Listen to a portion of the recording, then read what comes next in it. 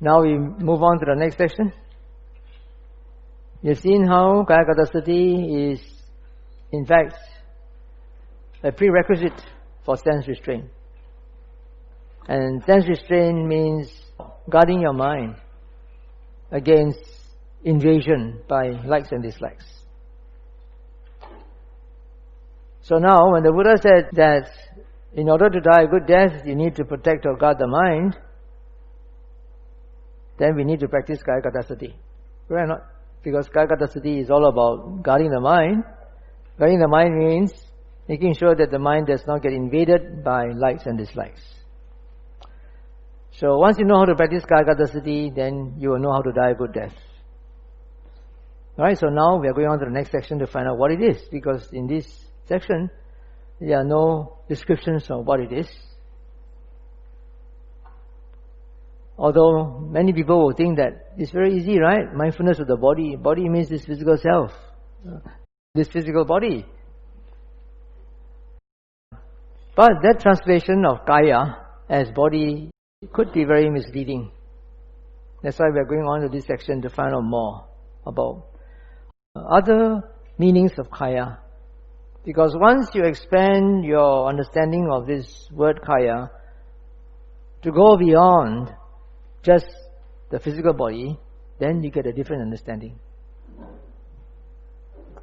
So look at this on page 28.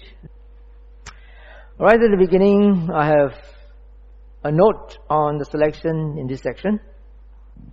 I pointed out that there's one particular sutta in the Majjhima Nikaya, sutta number 119. The name of that sutta is Kāyagatā Sati Sutta. That sutta lists different types of meditations, classified as Kāyagatā Sati. And it contains all the 14 exercises under contemplation of the body, Kāyanupassana, found in Satipatthana Sutta, as well as a detailed description of the 4 jhanas together with their similes. And this has been argued very convincingly, in my opinion, by this professor, Kwan Sifu, from Taiwan, in his book, which is actually a revised version of his PhD thesis, called Mindfulness in Early Buddhism. But I will also explain to you, as we move on, or towards the end of this section, the reason why I believe that this is not the original discourse of the Buddha, but a later composition made from different suttas, extracts from different suttas. Now these sutta extracts that have been given in this section contain a lot of irrelevant details. As I said earlier, at the beginning of this workshop, the details are given to provide a context for you to understand why these extracts are given. Your main purpose is to look out for the word kaya and to find out a wider meaning of the word kaya instead of just confining it to mean the physical body. Because the word B-O-D-Y, when you read it, automatically gives you the idea that it is the physical body. And because you have this idea that it is the physical body, you are limiting your understanding of the term, the very, very important word, Kāyagatā Sati. So now we want to expand your understanding of the word kaya. So the extracts given in this section are meant to show you that kaya means more than just the physical body, or it's not the physical body. I'm not saying that kaya does not mean the physical body in all cases. No. In most cases, kaya means physical body. But in some cases, it may not mean so. It means something else. Alright, so that's your main thing. Remember, don't be distracted by the many irrelevant details of these extracts. Your job is to look out for the word kaya, to see how it is used, to understand that it's more than just the physical body. So after that, hopefully that will give you more clues on how to understand what Kāyagatā Sati is and how to practice it, since it is so important in order to protect the mind and die a good death. Okay? So, let's look at the first set of extracts, Eka Dhamma from Anguttara Nikaya, Book of Wands. The listing here gives you a clue on what Kāyagatā Sati could be or is not. Basically, this is about the Buddha making a pronouncement that if a bhikkhu were to develop any of these 10 different types of meditation, any one of them, then that bhikkhu can attain Nibbana. So basically what he's saying is that there are 10 different types of meditations. And if you do any one of these, you practice any one of these, you can attain Nibbana. Okay? So you see the first one is recollection of the Buddha, the second is recollection of the Dhamma, and so forth. They are all different meditations. Then you go to see 7, 8 and 9. What is 7? Mindfulness of breathing. What is 8? Mindfulness of death. What is 9? Kāyagatā Sati, mindfulness directed to the body. What is 10? Recollection of peace. Actually, all these meditations end with the word Sati. You know, Buddha Nusati, Dhamma Nusati, Sangha Nusati, Sila Nusati, Jaga Nusati, Devata Nusati, and so forth. You know, all are Sati. Marana Sati, ānāpānassati, Kāyagatā Sati, Upasammasati. All of them end with the word Sati. But they are all different types of meditation. So you see, mindfulness of breathing, ānāpānassati, is one type of meditation. Then, number 9, mindfulness directed to the body, Kāyagatā Sati, is another type of meditation. They are not the same. That's according to list. But if you look at MN 119, Kāyagatā Sati Sutta, ānāpānassati is listed as one type of Kāyagatā Sati, number 1 in the list. Alright, so there seems to be some contradiction and conflict. The next group of extracts from, again, Anguttara Nikaya, Book of Wands, finger snap. Here again, there is a list of 10 different types of meditations. And these are the similar list. But the context is different. In the first, the context is the Buddha saying that if you develop any one of these, then that can bring you to Nibbana. This one, the context is about a monk eating the alms food of the faithful. He says that if a monk were to receive the alms food of the faithful and then eat it without doing any of these meditations, then he is eating the food in debt. He will be in debt. On the other hand, if he were to do any one of these meditations, then he will be eating his food without debt. Right? And how long would he need to do this meditation? 1 week retreat? 1 day? A few hours? No. As long as it takes to snap your fingers. Right? Just as long as that. If you can do any of these meditations just as long as it takes to snap your fingers, then you will be eating without that. Alright? Now I want to bring your attention to the first paragraph, and you can see the number. The numbering is 394. Can you see that? First paragraph, 394. Because if for just the time of a finger snap, a bhikkhu develops the first jhāna, he is called a bhikkhu who is not devoid of jhāna, who acts upon the teaching of the teacher, who responds to his advice, and who does not eat the country's alms food in vain. Okay? This is just to provide the context. Now this goes on to 395, 396, 397. These extracts talk about the second, third and fourth jhana and so forth. Alright? If you look below, it starts with 485 and ends with 494. This is way down the list, you know. This is about 100 items away. So don't jump to the conclusion that the list mentioned below has anything to do with the jhanas. Some people, when they come for the presentation, they talk about the recollection of the Buddha can lead to the first jhana and so forth. This is not what you are looking for. Alright, this is just to provide a context. So again here, the thing that you should look out for are the words that are italicized. Again here, mindfulness of breathing and mindfulness directed to the body are mentioned as two separate types of meditation. They are not the same. Again, clues for you to ponder over. Then we go on to the next two suttas, Ananda Sutta and Rahula Sutta. Now both these suttas are somewhat similar in some ways and yet also a bit different. The similarity is that in both these suttas there is mention of foulness, asubha meditation and Kāyagatā Sati.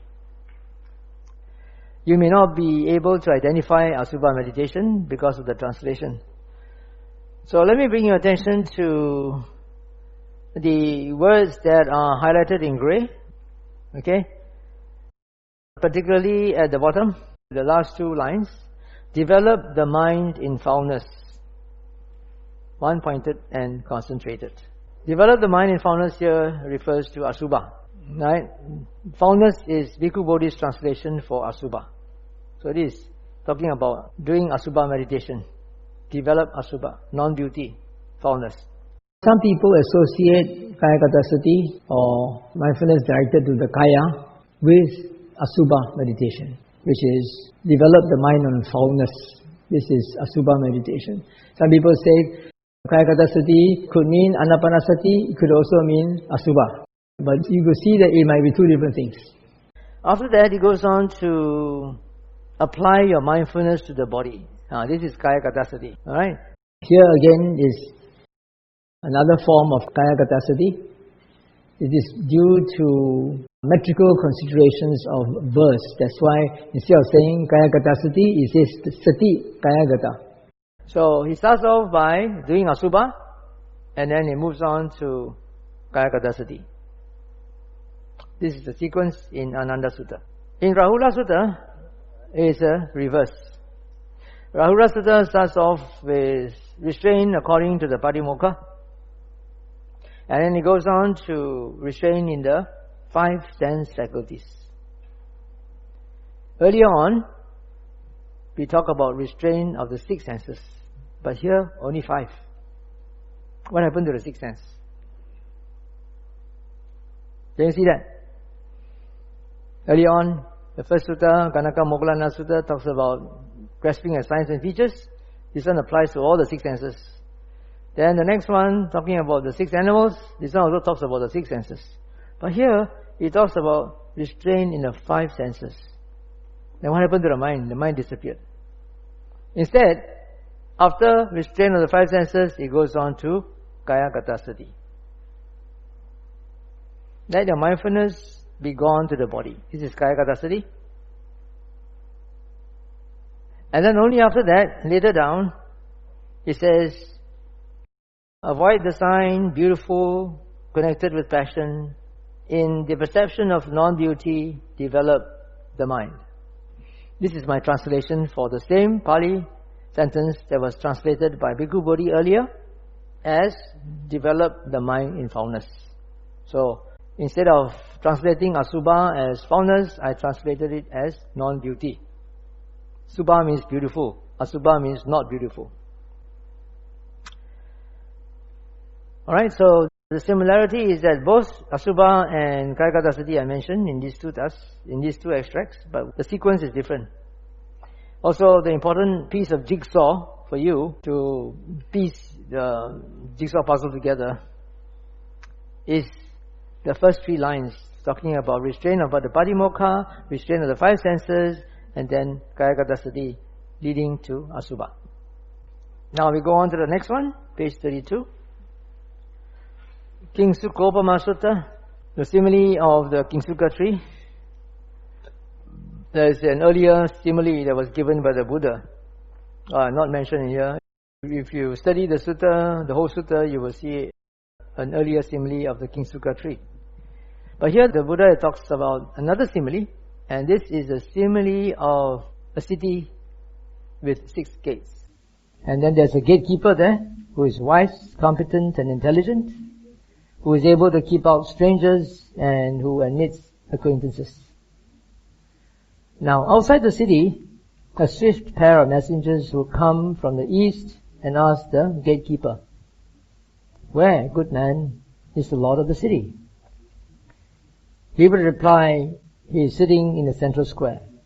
Then the swift pair of messengers would deliver a message of reality to the lord of the city and leave by the route by which they arrived. Alright, so this is repeated from the west, from the north, and the south. So the Buddha said that this simile has a meaning, and the meaning is that this whole city, this walled city, is a destination for this body, this kāya. And inside the city, what do you have? Inside the city, you have a wise, competent gatekeeper. Inside the city, you also have a central square, and you have the lord of the city. Okay? And all these are supposed to represent kāya. Alright? Although kāya is initially explained as consisting of the 4 great elements originating from mother and father, built up out of boiled rice and gruel, subject to impermanence, to being worn and rubbed away, to breaking apart and dispersal. Although he starts off by saying this, the 4 great elements are actually the central square. No? Right? And besides the central square, what elements does the city comprise? It has 6 gates. And these 6 gates are supposed to be the internal 6 sense spaces. And what are they? Ears, eyes, nose, mouth, body, and mind. Right? So inside here, inside this city, which is supposed to represent the kāya, you have both physical and non-physical elements. Fair enough. Out of the 6 gates, they're supposed to represent the 6 sense bases, internal sense bases. 5 are physical and 1 is non-physical, right? The gatekeeper, is he physical or non-physical? Mindfulness, non-physical, right? The central square, physical or non-physical? The central square is 4 great elements, it's physical, right? And then the lord of the city is sitting in the central square. Is it physical or non-physical? Non-physical, because it's vijnana, it's consciousness. But consciousness here is used in a different way. This consciousness is not like this bare, insipid, sterile consciousness. This consciousness has wisdom in it, therefore it can receive nibbana. Because the message of reality is nibbana. And that's what this swift pair of messengers they brought in to pass to the lord of the city. Can you see that? Okay, so another thing is that these messengers, they are not part of the city, are they? They are outsiders, right? They came in, and the route by which they came in also is not in the city, outside, right? Okay, so this is an interesting piece of jigsaw for you to work out. Then we go on to the next one, Upatipadika Sutta, irregular order. Do you know why this sutta is called irregular order? Anyone knows? I think a lot of people don't know why it's called irregular order. But look at the first paragraph that the Buddha talks about 5 faculties. The Buddha is a master of semantics. He will use the same words with different meanings in different contexts. So you have heard of the 5 sense faculties which belong to the 5 senses. Then you have the 5 spiritual faculties which are faith, effort, mindfulness, samadhi, and panya, and wisdom. Correct? We will come to it in another sutta. But here he's not talking about either of them. He's not talking about the 5 senses. He's not talking about the 5 spiritual faculties. He's talking about feelings. 5 different types of feelings. So the first is called the pleasure faculty. The second is the pain faculty. These two are bodily in nature. Physical pleasure or physical comfort. Pain faculty here refers to physical discomfort, pain. The next two, the joy faculty and the displeasure faculty, these refer to the mind. Mental pleasure and mental displeasure. Finally, the last one, the equanimity faculty. This can refer to the four senses. Remember, I said when the four sense consciousness arise, they arise together with neutral feeling. So this is the equanimity faculty. But neutral feeling can also be found in the mind. So this feeling is associated with the four senses as well as with the mind. So you have the first pair, which is physical, second pair, which is non-physical or mental, and then the last one is physical and or mental. So this is the order that the Buddha gave in the first paragraph. In the following paragraphs, the Buddha talks about how each of these faculties cease without remainder under certain circumstances. The pain faculty ceases without remainder in the first jhāna. When a yogi attains the first jhāna, there is no pain. It ceases without remainder. Now, if you look at the list in the first paragraph, what number is this? Pain is number 1.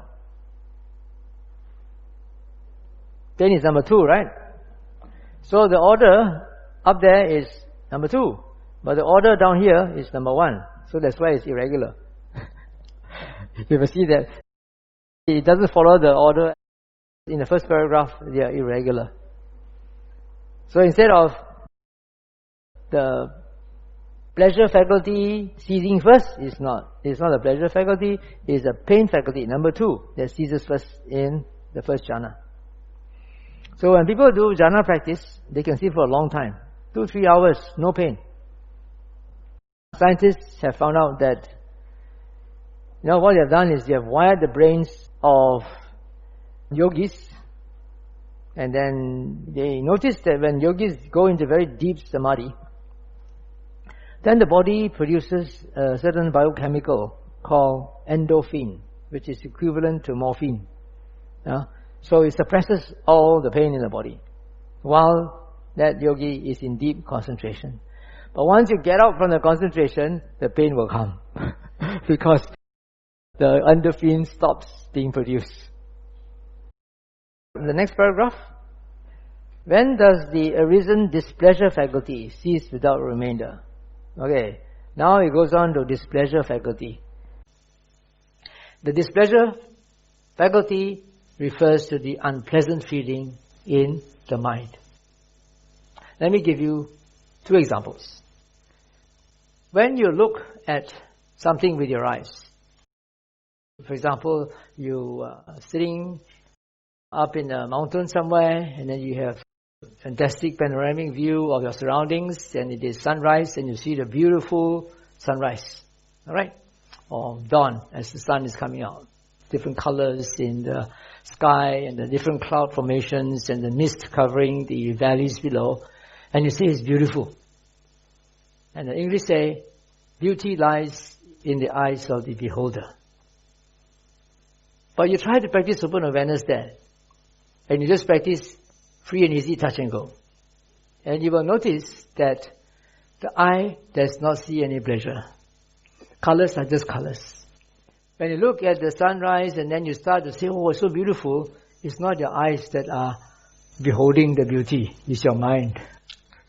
Your mind is making a story. Wow, look at those cloud formation. Wow, look at those colors. Wow, look at the mist. No, not.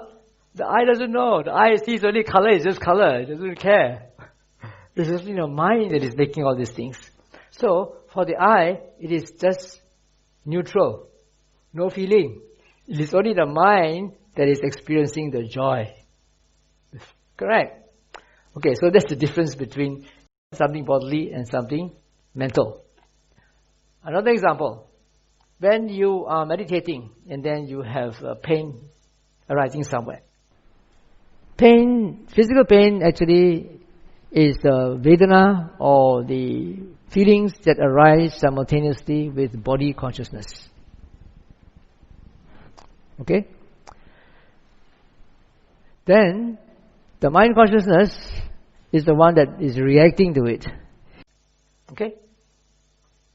If your samadhi is not good, then you look at the pain, of course there will be a lot of aversion in the mind. You try to push away the pain, you dislike it. Okay? So there is unpleasant bodily feeling as well as mental displeasure. If your samadhi is good, it doesn't matter. The pain is there, but you can look at the pain without any mental reaction. Right? So there's no mental displeasure.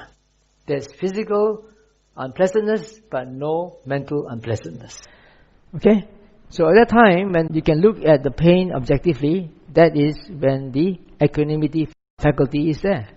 There's neither pleasure nor displeasure in the mind, just equanimity, just watching the physical pain. So there is a difference between physical pleasant and unpleasant feelings and then mental pleasant and unpleasant feelings. Displeasure faculty is number 1. What number in the first list? Number 4. But here is number 2. Right? So that's why it's irregular. So the displeasure faculty ceases without remainder in the second jhana. If you look at the footnote, I wonder if you read the footnote. Bhikkhu Bodhi noted that this seems a bit strange because according to the Abhidhamma, whenever there is displeasure, it is always associated with dosa, anger, aversion. Alright?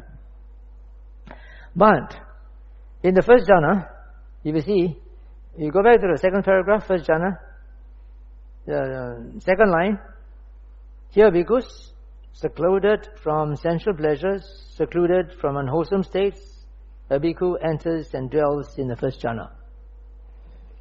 Secluded from unwholesome states means that you're secluded from lobha and dosa. There's no greed, there's no hatred, no aversion. So, if this pleasure is associated with anger, with hatred, with aversion, then it should disappear in the first jhana, isn't it? Because jhana doesn't have any unwholesome states. According to this sutta, the displeasure faculty only ceases in the second jhana, not in the first jhana. So in the first jhana, the yogi can still have displeasure. But that displeasure is not associated with dosa, anger, aversion, or hatred. So maybe the Abhidhammikas are not correct. Maybe that there are also certain mental states, displeasurable mental states, which are not associated with anger, with aversion. That brings to mind a time when the Buddha, the newly enlightened Buddha, he surveyed the whole world and he said that, he thought to himself,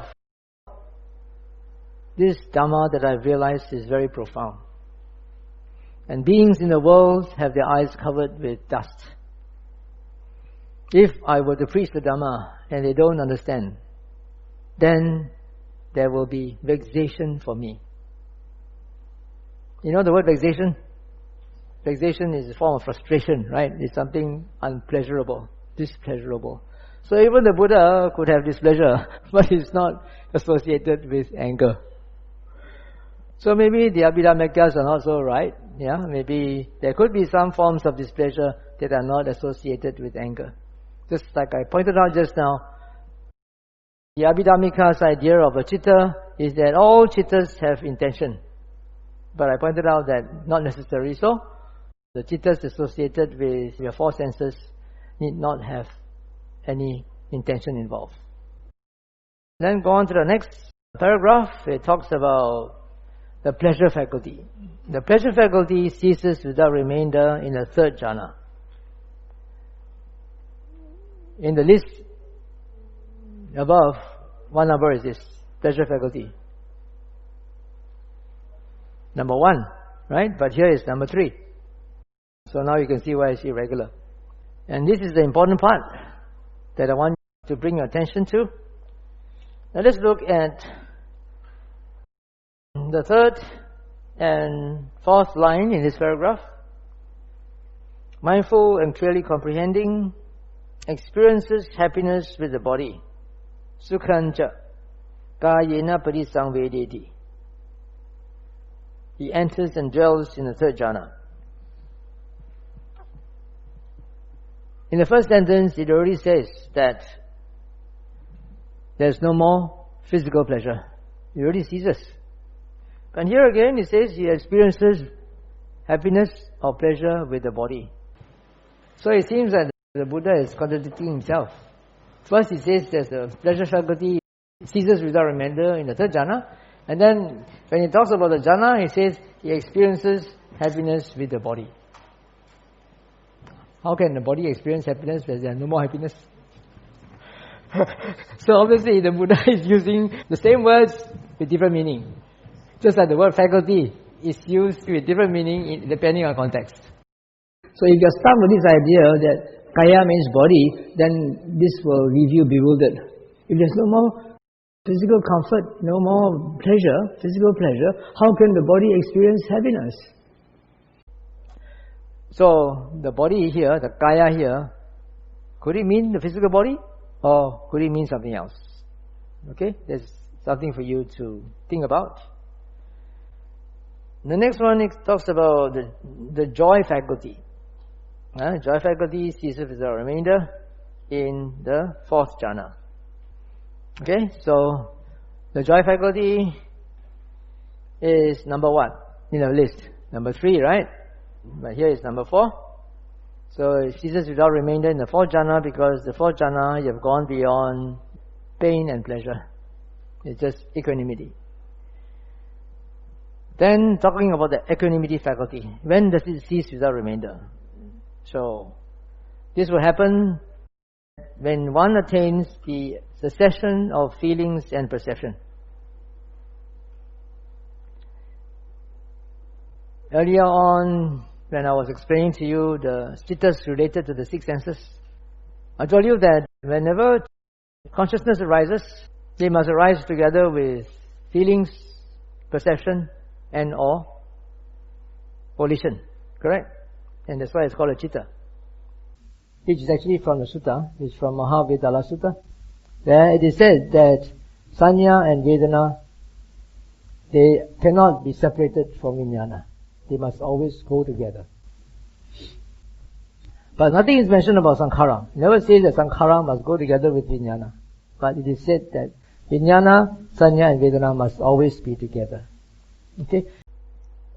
When feelings and perception cease, that means there's no more vijnana. There's no more consciousness because consciousness cannot arise without feeling and perception. If there's no more feeling and perception, it means there's no more consciousness. So what happens when this attainment is reached is that there is a temporary cessation of the mind. All mental phenomena cease temporarily. So it's a mindless creature there, sitting down there like a log. No mind. Temporarily suspended. So because there's no mind, no citta, then there's no more vedana, no more feeling. So that's why the equanimity also disappears. No more. Right? So just to complete the extract, but this is not relevant to what we are talking about. So, although the sutta here explains many things, the most important thing is to look at the third jhana. In the third jhana, there is reference to experiencing happiness with the body. Look at this. We'll go on to the next one, Kitagiri Sutta, page 36, MN 70. Here it says, context with the body, kāyena ānāpānassati. It is sometimes translated as experiences with the body. Now this person has attained the immaterial attainments, the arupas. When you've attained the arupas, it means you have gone beyond materiality. All your 5 senses are already transcended. You don't feel anything, you don't see, hear, smell, taste or feel anything with your body. That's why it's called arupa. It's formless. And yet here it says, a person contacts with the body. Right? So, how can the body contact it when you are no longer having any bodily awareness? So again, you see that the word kāya here, although it's translated as body, may not actually mean body. It could mean something else. If you think it's the body, then it's very bewildering. If you have very transcended form, stated here, liberations that are peaceful and immaterial, transcending forms. If it's very transcended form, transcended the body, how can the body contact anything? Right? So this is also something which you need to pay attention to. This same phrase, kāyena pusitva, having contacted with the body, is used for the yogis who are either arahants or not. The only difference is one has its stains completely destroyed and the other one is partially destroyed. Some of them, not all. Now both of them have transcended forms, which means there is no physicality anymore. The next sutta, Kāyagatā Sati Sutta, body witness.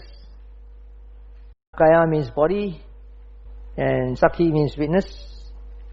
Here there is a longer list of practitioners who are called body witness. The first one is related to the first jhāna. The first jhāna, you have not transcended form yet.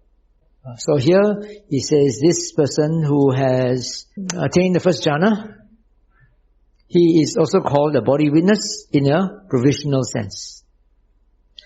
And this goes on to 2 to 4, where he talks about the second and the third and the fourth jhāna. So, for a person who attains the second, third or fourth jhāna, he is also called a body witness in a provisional sense. In a provisional sense means in a low-end sense.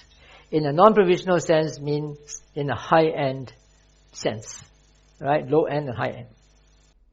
And then 5 to 8, he's talking about with the complete surmounting of perceptions of form, with the passing away of perceptions of sensory impingement, and with non-attention to a perception of diversity, aware that space is infinite, and so forth, he goes into the formless attainments.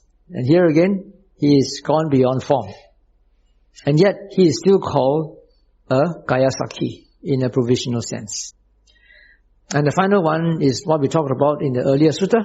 He says that this person has gone beyond even the highest of the formless attainments, and he has also gone to the cessation of feeling and perception, and then attained final liberation. That means he has become an arahant. So when a person has attained arahant, he is also called a body witness. But it is a non-provisional sense, right? In the ultimate sense, you could say. The rest are all in a provisional or conventional sense, but the final one is in the ultimate sense. So here again you can see that there seems that the word kāya shouldn't mean the body, because the person who has gone beyond the body is still called a body witness.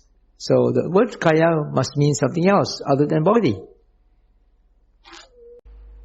So looking at these abstracts, particularly the last few,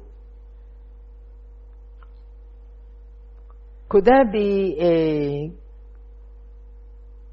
a common word, a common translation that can be used for the word kāya, which will not give a misleading idea that it refers only to the physical body, and which can also apply in each of these different contexts? Right? So this is not found in the discussion topic, but this is a sort of a hint for you to work on. The discussion topic is on page 41, D3. Based on what we have covered so far, which also includes the second section. We are talking about how to protect the mind, and the similes of the firm post, and then the simile of the bowl brimful of oil. Okay, these two things. As well as whatever we have covered so far. Based on what you have covered so far, how do you understand Kāyasati or Kāyagatā? Substantiate your answer with the summary of the main points in the relevant excerpts. So I want you to be more specific and more objective, not like what the presenters did just now, just giving your subjective opinions. Because if you want to give your subjective opinions, you don't have to attend a sutta study class. Anyone can give their own opinions without quoting any suttas. Right? If you want to do a sutta study class, you have to quote from the sutta why you come to such a conclusion based on what evidence from the sutta. Alright? So please be objective. Don't jump to conclusions. Don't read too much into the suttas. And come up with your answer. This will help you to understand the word kāya, and more importantly, what is Kāyagatā and how to practice it. Alright, so please draw your lots and reshuffle your groups, and then settle down to comment your discussion.